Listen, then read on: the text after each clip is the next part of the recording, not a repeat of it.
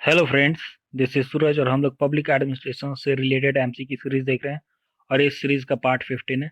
Already हम लोग 210 question देख चुके हैं और इस वीडियो में हम लोग 225 क्वेश्चन तक देखेंगे। तो बिना देर किए हुए हम लोग शुरू करते हैं। क्वेश्चन नंबर 211 है, who defines authority as the right to give orders and power to exact ऑबिडियंस।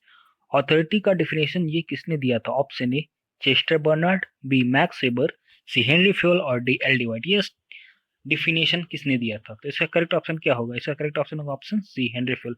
Henry Fayol ने डिफाइन किया अथॉरिटी को as the right to give orders and power to exact obedience. तो इस क्वेश्चन का correct option होगा option C. अगला सवाल है, according to whom coordination is the first principle of organisation. किसके अनुसार कोऑर्डिनेशन संगठन का पहला प्रिंसिपल है? Option A Barnard, B Reiley, C Henry Fayol और डी मुने। तो इसका करेक्ट ऑप्शन क्या होना चाहिए फ्रेंड्स? इसका करेक्ट ऑप्शन होगा ऑप्शन डी, मुने। मुने ने कहा था कि कोऑर्डिनेशन ऑर्गेनाइजेशन का फर्स्ट प्रिंसिपल होता है। So according to Mooney coordination is the first principle of organization. अगला सवाल है, who said delegation means conferring of specified authority to lower authority. किसने कहा था कि डेलीगेशन का मतलब होता है conferring of specified authority to lower authority? ये स्टेटमेंट किसका है? बर्नार्ड का है, रिले का है, फ्योल का है या फिर मुने का है? इस क्वेश्चन का भी ऑप्शन होगा option D, Mooney. Mooney is the correct option. So Mooney ने कहा था डेलीगेशन का मतलब होता है conferring of specified authority to lower authority. अगला सवाल है, the principle of supervision is inherent in the principle of. Option A coordination, B hierarchy, C span of control और डी यूनिटी ऑफ कमांड। ये जो प्रिंसिपल होता है supervision का, वो किस प्रिंसिपल में इनहेरेंट होता है, किस प्रिंसिपल के साथ होता है?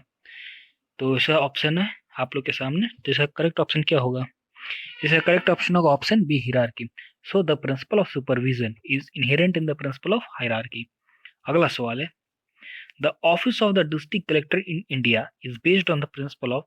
जो डिस्ट्रिक्ट कलेक्टर का ऑफिस होता है इंडिया में, वो किस प्रिंसिपल पे बेस होता है? ऑप्शन ए डिसेंट्रलाइजेशन के प्रिंसिपल पे, बी डी कॉन्सेंट्रेशन के प्रिंसिपल पे, सी डिलीगेशन के प्रिंसिपल पे या डी डिवॉल्यूशन के प्रिंसिपल पे। तो इसका करेक्ट ऑप्शन क्या होगा?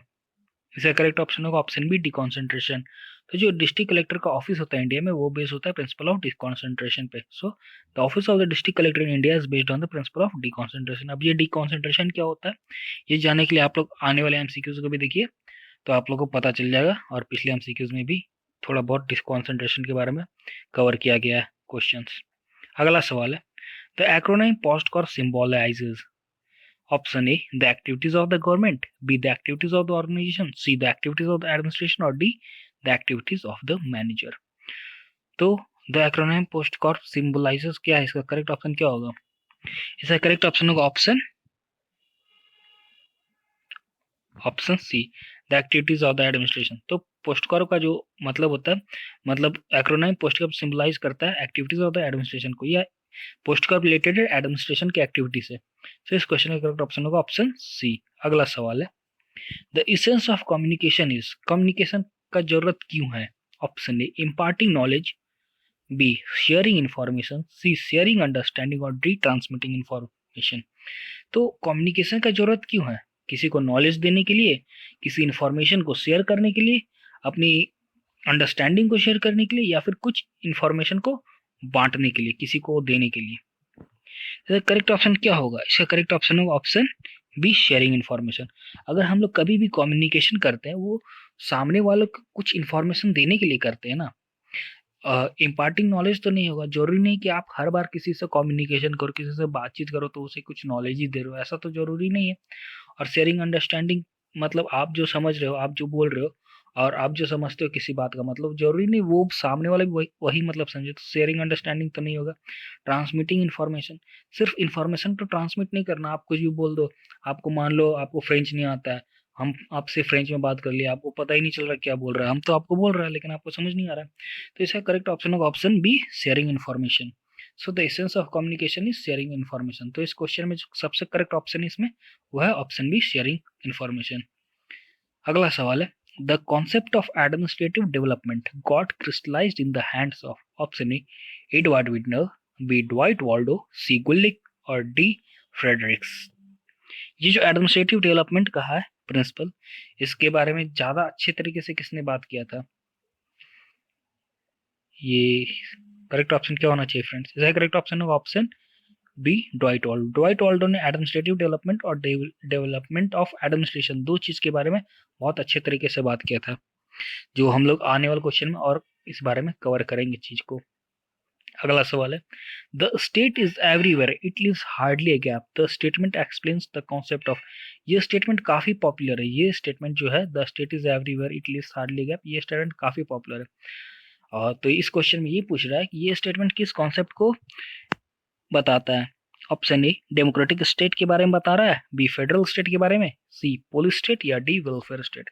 The state is everywhere it leaves hardly gap, इसका करेक्ट ऑप्शन क्या होगा? चलिए हम लोग सारे ऑप्शन को देखते हैं। पहला, डेमोक्रेटिक स्टेट। डेमोक्रेटिक स्टेट में स्टेट तो हर जगह पे नहीं होता है। अब क्या होता है कि जैसे इंडिया भी डेमोक्रेटिक है स्टेट है, यूएस भी डेमोक्रेटिक स्टेट है, तो क्या गवर्नमेंट जो है, जो स्टेट है, वो क्या हर जगह पे इंटरफेयर करता है? ऐसा तो नहीं। प्राइवेट एंटिटीज के बारे में मामले में ज्यादातर हस्तक्षेप नहीं करता है ये जो स्टेट है। फेडरल स्टेट से इसका मतलब ही नहीं है, क्योंकि फेडरल स्टेट का मतलब क्या होता है, जैसे हम लोग यूएस में देख सकते हैं। हाँ, यूएस में देख सकते हैं, यूएस एक खुद में एक स्टेट है, उसके अंदर 50 मोर, यूएस एक कंट्री है, उसके अंदर 50 स्टेट्स है ना। और हर स्टेट का अपना कॉन्स्टिट्यूशन है, यूएस का भी अपना कॉन्स्टिट्यूशन है, दोनों एक दूसरे से के मामले में इंटरफेयर नहीं करते। जैसे यूएस कंट्री का जो कॉन्स्टिट्यूशन है, उस मामले में कोई स्टेट इंटरफेयर नहीं कर सकता उन 50 स्टेट में से, और यूएस एज अ कंट्री किसी स्टेट के इंटरनल मैटर में इंटरफेयर नहीं कर सकता, ये फेडरल स्टेट कहलाता है। तो ये तो फेडरल स्टेट में नहीं आएगा कि the statement is everywhere, sorry, the state is everywhere it leaves hardly gap. अब पुलिस स्टेट, पुलिस स्टेट में जहाँ पे मिलिट्री टाइप का एक तरह से शासन का या शासन कहा जाए, या फिर पुलिस स्टेट जो ऐसा स्टेट जो हर चीज पे ध्यान देता है, अपने सिटीजन का, अपनी कंट्री में जो चीज है हर चीज का ध्यान देता है। तो इस क्वेश्चन में करेक्ट ऑप्शन होगा वेलफेयर स्टेट। वेलफेयर स्टेट में होता है कि जो स्टेट होता है वो हर जगह ध्यान देता है, पर ऑन द बेसिस ऑफ लोग को भलाई करने के लिए। तो the state is everywhere it leaves hardly gap, ऐसा सिचुएशन वेलफेयर स्टेट में आता है। तो इस क्वेश्चन में करेक्ट ऑप्शन होगा option D, welfare state.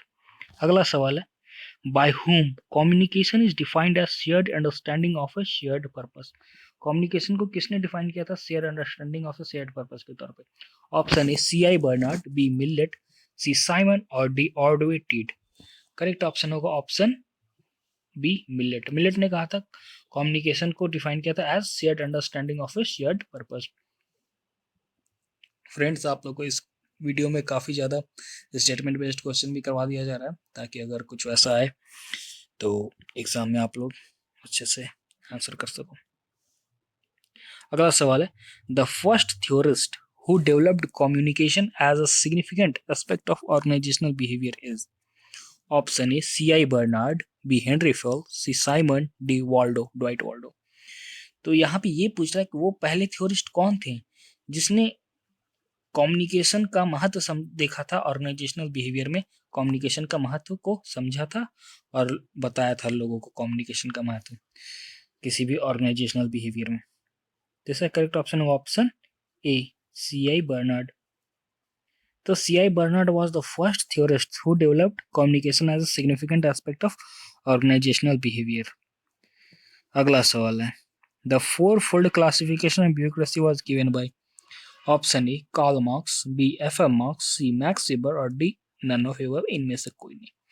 Four fold classification का जो ब्यूरोक्रेसी का जो फोर फोल्ड क्लासिफिकेशन था वो किसने दिया था, ये बताना है।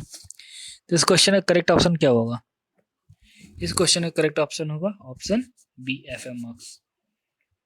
वैसे ज्यादातर जगह जहां भी ब्यूरोक्रेसी का बात आता है वहां पे करेक्ट ऑप्शन मैक्स वेबर होता है, पर आप लोग कुछ स्टेटमेंट में, कुछ क्वेश्चंस में ध्यान जरूर दीजिए, क्योंकि हर जगह मैक्स वेबर करेक्ट नहीं होता है, जैसा कि पिछले वीडियो में हम बता चुके थे आप लोगों को। तो ये जो फोर फोल्ड क्लासिफिकेशन है ब्यूरोक्रेसी का, वो दिया था एफ एम मार्क्स ने। अब ये फोर फोल्ड क्लासिफिकेशन क्या है, ये भी हम लोग किसी एमसीक्यू के थ्रू ही कवर करेंगे। अगला सवाल है, the essence of promotion is, promotion क्यों जरूरी है? Option A, change of assignment, B, change of duties and assignment, C, change of pay, D, change of title. Promotion के साथ क्या होता है? प्रमोशन का मतलब क्या होता है कि आपको कुछ असाइनमेंट, पहले आप जो असाइनमेंट करते थे उस तरह के नहीं असाइनमेंट आपको मिलेंगे, आप कुछ अलग असाइनमेंट मिलेंगे, यानी चेंज ऑफ असाइनमेंट। या फिर दूसरा, आपको आपका ड्यूटी और असाइनमेंट दोनों चेंज हो जाएगा। तीसरा, चेंज ऑफ पे, और चौथा, चेंज ऑफ टाइटल। तो देखिए, प्रमोशन में जो होता है उसमें जरूरी नहीं कि आपका टाइटल चेंज होगा। ऐसा तो नहीं है। पे भी चेंज होगा ये भी जरूरी नहीं है, और सिर्फ असाइनमेंट चेंज होगा ऐसा नहीं। लेकिन प्रमोशन जब भी होता है तो आपका ड्यूटी चेंज होता है, आपको ड्यूटी कुछ अलग करना पड़ता है, और आपको असाइनमेंट भी थोड़ा अलग तरीका का होता है। तो इस क्वेश्चन का करेक्ट ऑप्शन होगा option B. So the essence of promotion is change of duties and assignments. अगला सवाल है, the federation the Indian federation is based on the pattern of, भारतीय संघवाद है वो किस पैटर्न पे बेस्ड है? ऑप्शन ए कनाडा कनाडा के पैटर्न पे, बी रसिया के पैटर्न पे, सी यूके के पैटर्न पे, और डी यूएसए के पैटर्न पे। इंडिया का जो फेडरेशन है वो किस पैटर्न पे बेस्ड है ये बताना है। आप लोग को इस एक इंटरेस्टिंग फैक्ट और बताते चले फ्रेंड्स कि इंडिया का जो कॉन्स्टिट्यूशन है वहां कहीं भी ये नहीं लिखा हुआ है कि इंडिया एक फेडरल कंट्री है। आप लोग ध्यान दीजिएगा, इंडिया का जो कॉन्स्टिट्यूशन है, इंडियन कॉन्स्टिट्यूशन में कहीं भी ये नहीं लिखा गया कि फेडरल इंडिया को एक फेडरल कंट्री है। इंडिया को आर्टिकल 1 में लिखा गया India as unitary country, India को यूनिटरी कंट्री बताया गया। लेकिन इंडिया को ऐसा बनाया गया, कॉन्स्टिट्यूशन को ऐसा बनाया गया कि फेडरल स्ट्रक्चर को भी दिखाता है ना। तो यहाँ पे क्वेश्चन पे अब हम लोग आते हैं। तो यहाँ पे पूछ रहा है कि इंडियन फेडरेशन है वो किस पैटर्न पे बेस्ड है, किस पैटर्न पे बेस्ड है। ऑप्शन आपके सामने है, इसका करेक्ट ऑप्शन होगा option A Canada. Canada correct option होगा। तो Indian federation is based on the pattern of Canada. हम लोग के फेडरेशन में क्या होता है, देखिए हम फेडरेशन में दो तरह का हम एग्जांपल आपको देख समझाते हैं। सबसे पहले यूएसए को हम लोग देखते हैं। यूएसए में क्या होता है, आप लोग को थोड़ा देर पहले क्वेश्चन में हम बता चुके हैं एमसीक्यू में कि वहाँ 50 स्टेट्स है। 50 स्टेट्स, हर स्टेट का अपना कॉन्स्टिट्यूशन है और एज अ यूएस कंट्री का अपना कॉन्स्टिट्यूशन है ना। लेकिन और दोनों एक दूसरे के मामलों में इंटरफेयर, इंटरनल मैटर में इंटरफेयर नहीं करते। लेकिन इंडिया और कनाडा के कॉन्टेक्स्ट में ऐसा नहीं है। जो इंडिया और कनाडा का फेडरेशन है, यहाँ पे क्या है कि हम लोग का कॉन्स्टिट्यूशन एक ही है। आपको पता है इंडिया में कॉन्स्टिट्यूशन एक ही है, चाहे इंडिया एज अ कंट्री हो या कोई स्टेट हो, सारे के लिए कॉन्स्टिट्यूशन एक ही है ना। तो ये फेडरेशन का अंतर है यूएसए और यूएसए के फेडरेशन में, और एक तरफ इंडिया और कनाडा के फेडरेशन में। तो जो इंडियन फेडरेशन है वो मैच करता है कनाडा के फेडरेशन से, जहाँ पे स्टेट को तो पावर मिला है पर सेंटर ज्यादा पावरफुल है एक तरह से। हाँ, सेंटर ज्यादा पावरफुल है और कॉन्स्टिट्यूशन भी सिंगल कॉन्स्टिट्यूशन फॉलो किया जाता है। तो हमारा फेडरेशन और कनाडा का फेडरेशन पैटर्न सेम है। अगला सवाल है और इस वीडियो का लास्ट सवाल है, the functions of UPSC can be extended by. UPSC function का जो फंक्शन होता है, यूपीएससी जो फंक्शंस परफॉर्म करते हैं उसको कौन बढ़ा सकता है, उसे और पावर एक तरह से कहा जाए, और पावर कौन दे सकता है? Option A president of India, B prime minister of India, C parliament of India, और डी राज्यसभा।